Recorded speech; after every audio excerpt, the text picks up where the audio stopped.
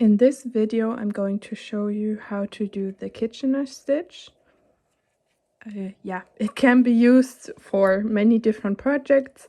Or the most common it is for knitting socks top down, where you need to close the toe.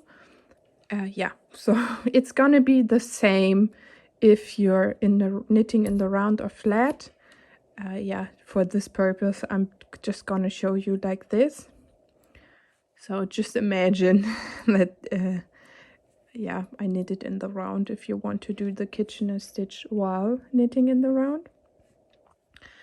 And you need your tapestry needle and you need an end. It should be approximately 2 times the length you want to cast off. So the first step is going to be you hold your needles like this.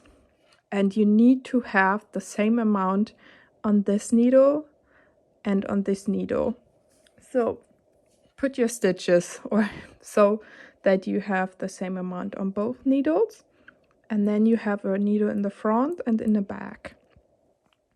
And you need to be able to slip off the stitches on the back needle and front needle. So you need your tips to be at the same side.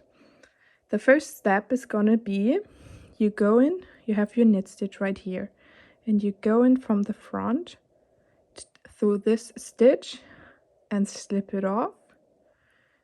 And then, oh, I'm sorry, this stitch is wrong. It should be on your needle like this normally.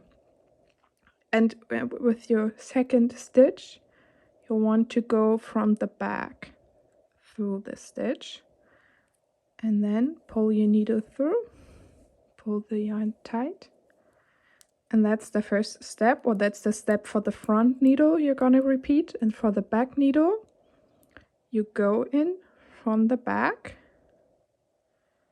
and slip it off, and through the second stitch you want to go through from the front. I know this is the back of the stitch, but you see it at the front when you hold your needles like this. Pull your yarn through and pull it tight. I like to not do a setup row around.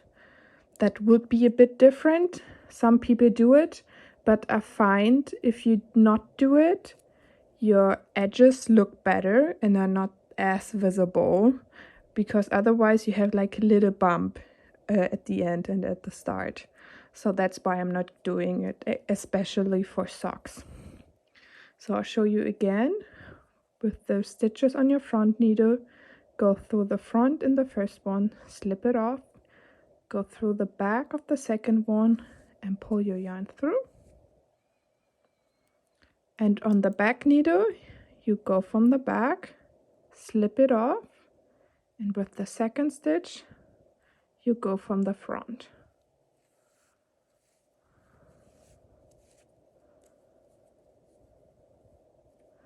Once more, on the front needle, you go in from the front, slip it off, and with the second stitch, you go in from the back, pull your yarn through,